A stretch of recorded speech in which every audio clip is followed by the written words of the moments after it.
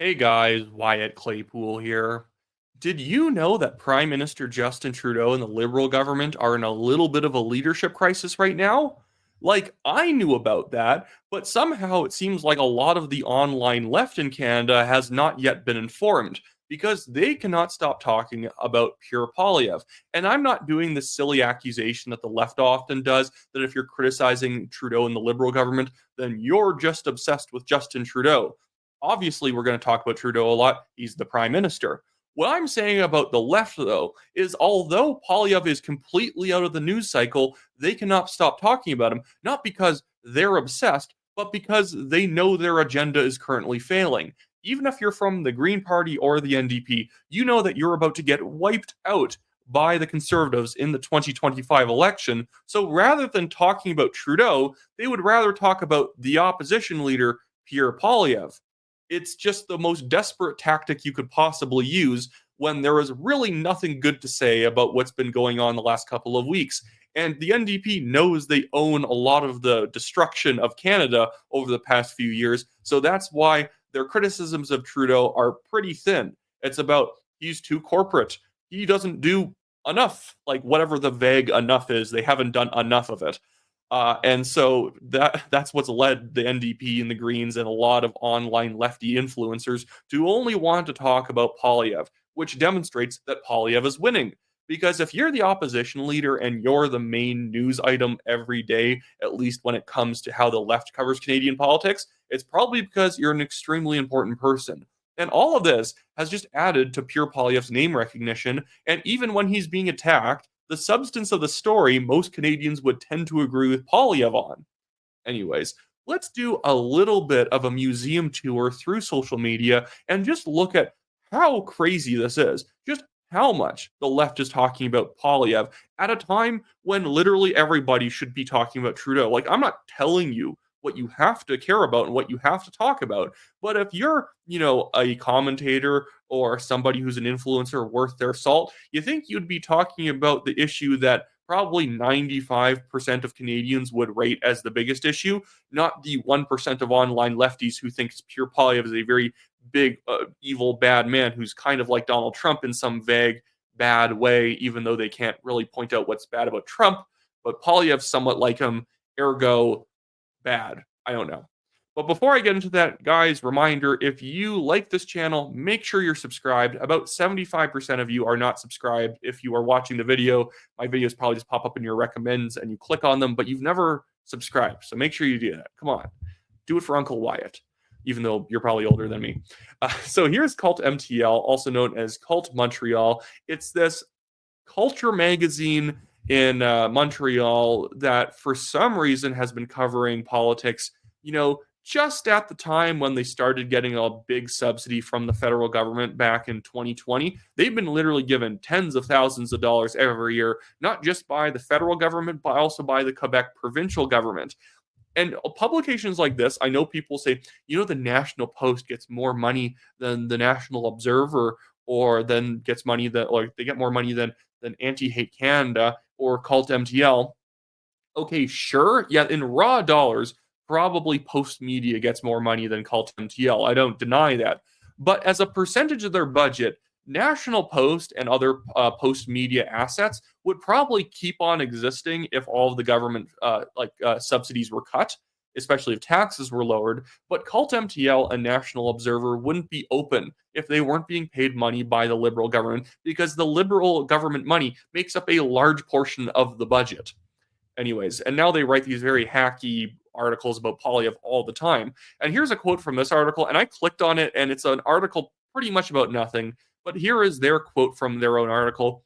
Canadians are being conned on a mass scale, and it's downright alarming how powerful social media platforms like X are allowing Russian-made propaganda, another nefarious foreign interest to influence public opinion in our democracy. And this is above a picture of Pierre Poilievre with a headline: Pierre Poilievre's rage-baiting and empty slogans aren't what Canada needs. How are those two things even connected? Well, they want you to think that Poilievre, because he's popular and because there are vague Russian bots there are vague Indian bots out there, that must be why Pierre Poilievre is popular. It's not that he actually has a popular platform and that he's talking about lowering taxes, cutting spending, actually arresting and charging criminals. No, no, no. It's because you're stupid and somehow Putin's making you like Poilievre, even though then you'll click over to the PPC who are saying that Pierre Poilievre's a stooge of Vladimir Zelensky or whatever.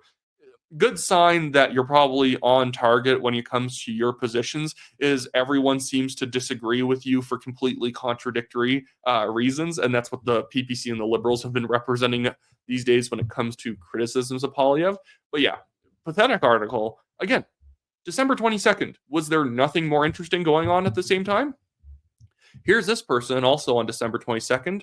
No election until foreign interference report is released. Hashtag Pierre Poilievre is a foreign asset. Hashtag Canadian Poly. Hashtag stop Poilievre. Like, guys, what? Russian state-funded propaganda. Where? Where has Poilievre ever been helped by the Russians? Ever. And then you have like Women Against Poilievre, National Housing Plan, own 2 homes and you pay for all of them. It's like he doesn't own 2 homes. He stays in one government house that is the opposition leader's house. I have no problem with that. I even don't care how much Trudeau spends on his vacations. It's a drop in the bucket at the end of the day, but for some reason, they think this is a big gotcha on Poilievre that he lives in a taxpayer-funded house. Okay? Even a libertarian would understand that people who work in government should probably have decent salaries and should have like good amounts of services comped for them because it reduces corruption if you can actually make money in politics in terms of you can make money by being a representative. It's the dumbest thing ever to like accuse Poilievre of like, oh my goodness, he makes money. Okay. Yes. Here's another post, and I had to screenshot this one because for some reason this person had me blocked. I don't think I've even interacted with them. And they're saying, we await the foreign interference report on January 31st. Pierre Poilievre will not be opposition leader after the report. He could be in jail. And my goodness. And then low below them says, Pierre Poilievre will never be as good as Justin Trudeau as our prime minister. I like how that comment at least kind of implies that Poilievre is probably going to be prime minister, but they just don't think he's going to be doing a very good job. The foreign interference report is not going to be good for Justin Trudeau. I know that there's this stupid accusation, and we're going to get to it from Elizabeth May. There's this stupid accusation that because Poilievre hasn't read the Nissikop report, which requires him to then sign something saying that he will never talk about it, that must mean that Poilievre's the problem, even though Trudeau knows which MPs are probably foreign assets and won't say anything about it. Here's what Vicky Campbell said, because this is something that was that previously this person with the Russian state-funded propaganda graphics was responding to. Vicky Campbell says, no election until we get the foreign interference report, because that's what it's all about. Poilievre is desperate for the protection of the PMO.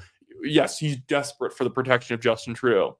He's running out of time, but Canadians have a right and deserve to know what and who they're voting for. It's called transparency. Oh, yes, Justin Trudeau, the king of transparency, and that's why he is the first love of Vicky Campbell, if you ever follow Vicky Campbell. Here's another person. I know a lot of these people are anonymous. If you actually do look at these accounts, though, they tend to actually have a lot of clout in terms of a lot of liberal people retweet them. A lot of liberal people like what they say. The thing is that these are like the ground soldiers of the party. I don't think they represent the party, but this is the mentality that the Liberal Party has infused in so many supporters. That Poilievre is not popular because he has good policies and he's talking about the issues people like, unlike us. Poilievre is popular because manipulation or something, that everyone is just a temporarily confused progressive, and Pierre Poilievre is dazzling them from losing their progressivism or whatever. But this Debbie Rutgers person says, no election until the foreign interference report is released. Can't get the clearance, can't take the briefing, can't protect the country, can't protect you. It's crazy, all the stuff that's going on. And here's another thing. So Poilievre and his family released this Christmas card photo, and somehow the liberals think that this is something that needs to be talked about, or at least liberal influencers do. And this is not a small influencer. Creek Pete has a fairly large TikTok account, like 100,000 plus people following him. And he says to this Poilievre Christmas card. By the way, Christmas cards tend to be shot a few months before you release them, so he's going to obsessed about the fact there's pumpkins in the photo. He's going to say, where's the usual media guys trying to find out where Pierre is? Where's the outrage from low IQ morons that scream about Christmas being canceled, freaking out that Pierre Poilievre is posting Thanksgiving photos for Christmas? Almost like everything these people stand for is a lie. Oh my goodness. No doubt Creek Pete tore his garments asunder after seeing this post because it made him so mad. No, no, this is not anything. There's this stupid lie that's going around right now being pushed by politically incompetent fools like Creek Pete that the legacy media is actually on the side of Pierre Poilievre, if you think about it. They are not. If the legacy media is on side with conservatives on anything, I think it's that the liberals are getting really tired at this point. But when you look at interviews with Poilievre with legacy media hosts, they don't like him. They don't like conservatives at all. The legacy media is a very liberal place. But they seem to mistake that the liberals are not being defended as much by the legacy media as being like they're on the side of the conservatives. No, the liberals just cannot be defended anymore. It's just impossible.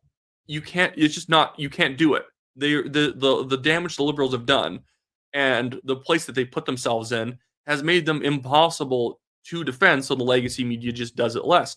This has nothing to do with Poilievre. This next post, I just want to talk about it because it's so pathetic how far Mark Carney fell in like a couple of days. Remember when after Chrystia Freeland was going to be forced into cabinet, that Mark Carney was going to come on as like the finance minister in waiting, like he's kind of there doing the finance role, even if he's not an elected MP. And then he immediately after Chrystia did the whole "you can't fire me, I quit" bit, Mark Carney ran for the hills. Well, now he's very mad that Donald Trump is telling jokes about Justin Trudeau being the governor of Canada and all this stuff.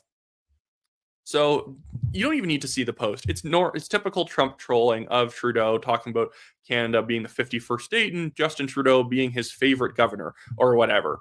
And Mark Carney here says this is carrying the joke too far. Oh, too much joke, I guess, for Mark Carney. The casual disrespect, the poor tax math, and ignoring that workers on both sides of the border will be better off if we work together. Time to call it out, stand up for Canada, and build a true North American partnership. Mark, just dance back slowly. You left. Why are you here? It's like somebody like stormed out on Christmas Eve or whatever, screamed at the family, I don't need any of you. I'm going to go to my own place. I don't need your Christmas cheer. And then like the next day he's like back just sitting on the couch. And you're like, didn't you like leave? Doesn't anyone ever leave in this business? Doesn't Mark Carney get embarrassed enough? He's going to take a month off. Like, go to Hawaii. Do anything. Why are you here commentating Trump jokes on Twitter? Weren't you supposed to be the finance minister? That's all I think about when Mark Carney is popping up his head now. Is like, what are you here? Why are you here? That was like what he decided to make a tweet about. He hadn't tweeted since like November, and this was the thing he went in on, despite the fact that he really hasn't explained anything about the failed plan to replace Chrystia Freeland. Oh my goodness. Here's a video of Elizabeth May because now the Greens for some reason are trying to get in on all this thing about how the conservatives are like involved in foreign interference or making these insinuations that the conservatives are actually the problem, despite the liberals being infested with CCP agents and people are unfriendly to the Iranian government and all that stuff. It's not a matter of receiving top secret security clearance if you ask for it. And I think in a lot of our coverage, there's been that assumption. Why won't he ask for it? Or even worse, why won't he get it?